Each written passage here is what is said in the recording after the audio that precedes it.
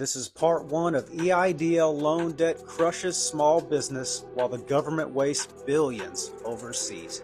So the SBA Economic Injury Disaster Loan Program, otherwise known as the EIDL of 2020, was introduced to help small businesses like mine survive the forced government shutdowns. They shut the businesses down.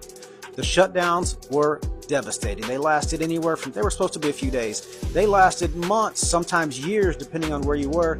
And now in 2025, no one is talking about it. Well, except RFK Jr. in 2024. But here we sit. Over 4 million U.S. businesses took these funds because they still had to pay their rent. Think of these restaurants. They had to pay their rent. They had to pay their employees. Otherwise, they risked absolutely losing it all. They had the same bills as before, but they had no money coming in. I personally am in the entertainment industry, and I had to refund tens of thousands. I almost lost it all. So I was kind of in a position where I either took the money or completely go out of business. So here we are. It's 5 years later, post-pandemic. Millions of businesses are still getting crushed by this EIDL, and now the loans are coming due with full payments, and people are getting crushed, man. In payments for several years, and not one dime has gone to principal, man. This is absolutely brutal, and I've been making all interest payments. And thousands of businesses are in the same boat as me, millions. And we've all been asking for relief on this. We've been emailing our senators and congressmen. Everybody's been completely silent. All they want to talk about is the fraud, which there was a lot of fraud. But here's where it gets crazy.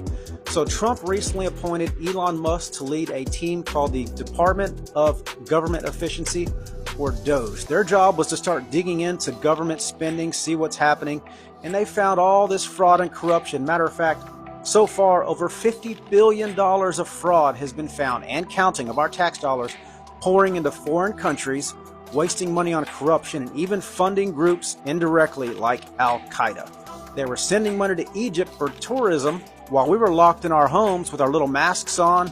You know, remember that? You know, we can't work. They're sending money during that time to Egypt. This is serious, man, and it even gets worse than that.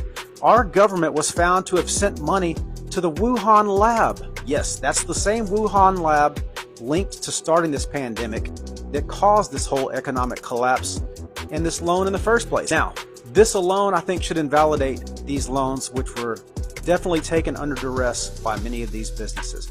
So in short, the government forced us to take on the debt, or they turned their backs on us, while behind the scenes, they were pouring all this money into foreign corruption. It's absolutely crazy. So here we are, man. It's long overdue for the U.S. to support us businesses that keep this country alive by forgiving these EIDL loans. They have to be forgiven. Someone has to get Congress talking and let it be